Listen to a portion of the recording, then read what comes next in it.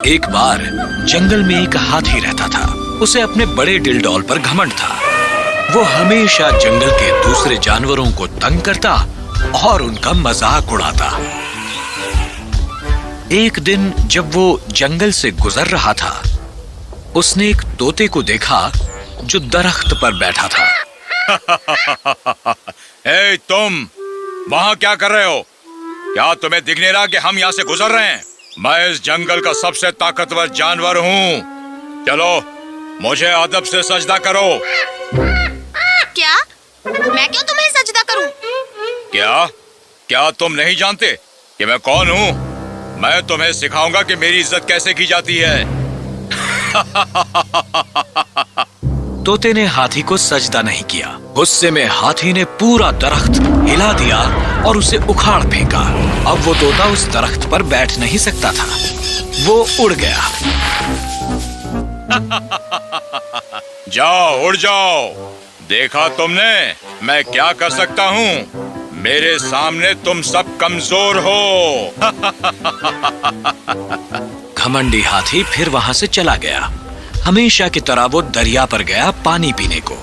बस उस दरिया के किनारे पर चींटी रहती थी, एक छोटी सी चींटियों के बिल में। हर रोज चींटी अपना खाना इकट्ठा करती और हर रोज हाथी उसे परेशान करता।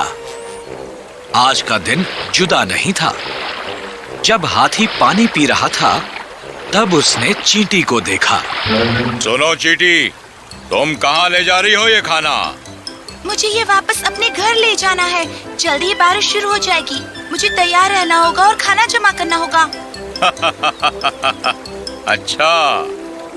हाथी ने फिर अपनी बड़ी सूंड में बहुत सा पानी जमा किया और चींटी पर छिड़क दिया। पानी ने उसका खाना बर्बाद कर दिया और अब वो चींटी पूरी तरह भीग गई थी। हंस लो, जितना चाहे हंस लो। एक दिन मैं तुम्हें सबक सिखा कर ही रहूंगी। ओह, मैं तो डर गया। तू मुझे सबक सिखाएगी? छोटी सी चींटी, मैं तो तुम्हें अपने पैरों तले कुचल दूंगा। दफा हो जाओ यहाँ से। चींटी को हाथी और उसके घमंड पर बहुत गुस्सा आया।